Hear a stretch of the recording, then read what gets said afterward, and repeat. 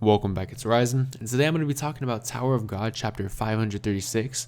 The chapter starts out with Baum claiming that the move that he had used to dispel the attack of multiple high rankers was using only a little bit of Leviathan's energy. I'm not exactly sure how Baum's power scaling fully works, to be completely honest, but I'm going to say that it's more multiplicative, meaning that the power of Leviathan isn't simply being added to Baum's power, but it's going to multiply the power of his other transformations and skills. And if just a little bit of Leviathan's power in Baum's base form is already high ranker level, then this current Baum just might be capable of boxing with Trauma Ray. Now, I'm not saying that Baum is going to beat Trauma Ray, I'm just saying that the fight might actually have a possibility of existing. Baum's still getting clapped though. Anyways, the chapter then cuts back to Yasratcha and Trauma Ray, and to be honest, I, like most people reading this, was scared. Yasratcha is one of Tower of God's greatest characters, and I really didn't want him to die here. What we got, however, wasn't his death, but a deeper look at his mindset and backstory. This character has really grown on me over the past few weeks, and I'm now fully comfortable to say that I put Yasratcha in the S tier bracket of Tower of God's character roster. Yeah, I like him that much. So, what exactly happens in this chapter?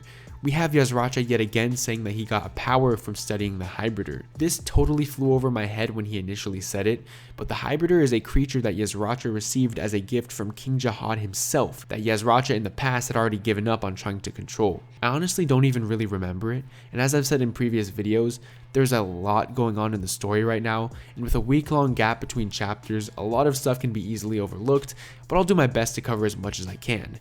In any case, Hybrider is obviously special, and I find it interesting that Jihad would even give something to Yasratcha in the first place. I wonder if Jihad intended on having Yasratcha learn the power of the Hybrider to betray Trauma Ray. Maybe, but why? Could that also imply Trauma Ray's disloyalty to Jihad? Who knows? Maybe Trauma Ray is only pro-Jihad with his actions to compensate for his personality conflict with Jihad.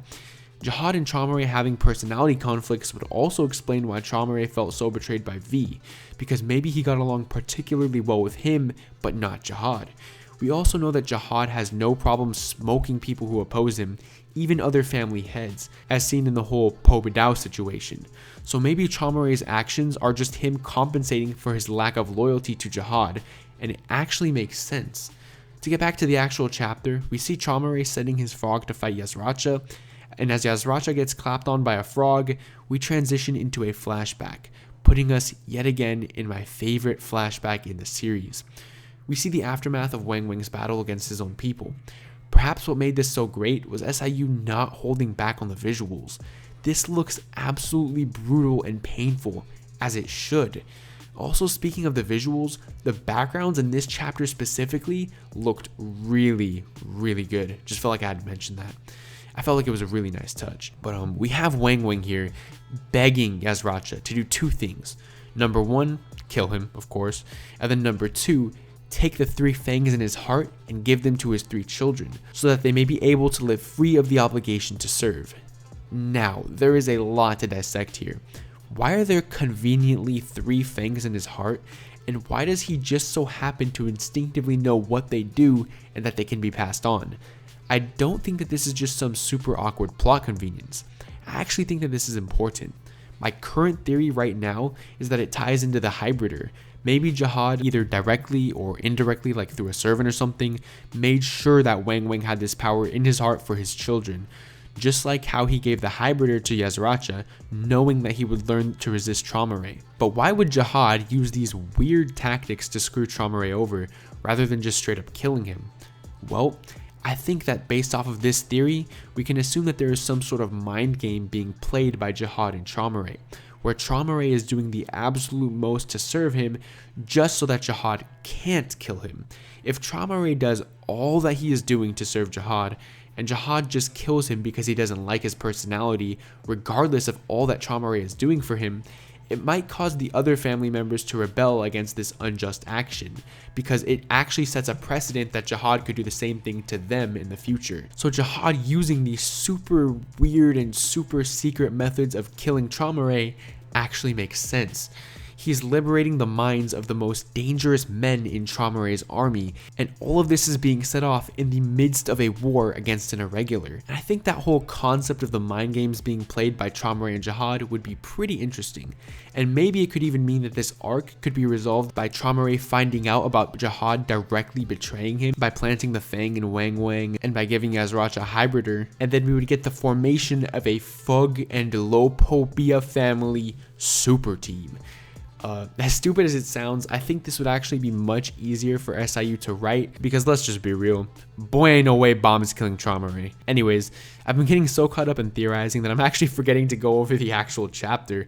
Wang Wang wanting Yasratcha to give his kids the Fangs makes it clear that Wang Wang views his loyalty as a curse, which makes me wonder whether he's always viewed it as that, or he just now realizes it after the death of his lover. But in any case, Yasratcha refuses to kill Wang Wang, which I loved because Yasratcha was selfish to the very end.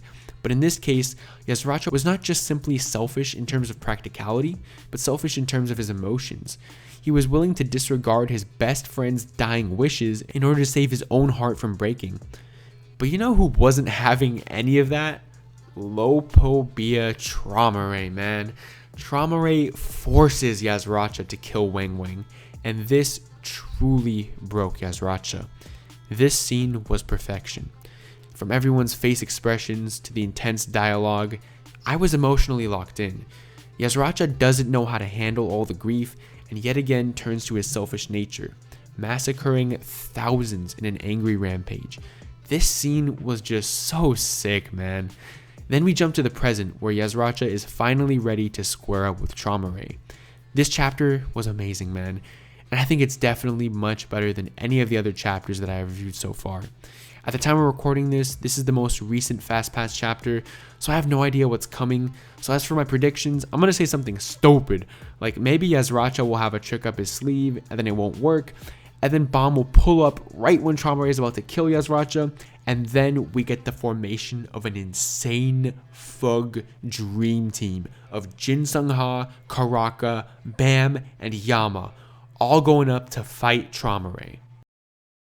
And then they get their cheeks absolutely violated.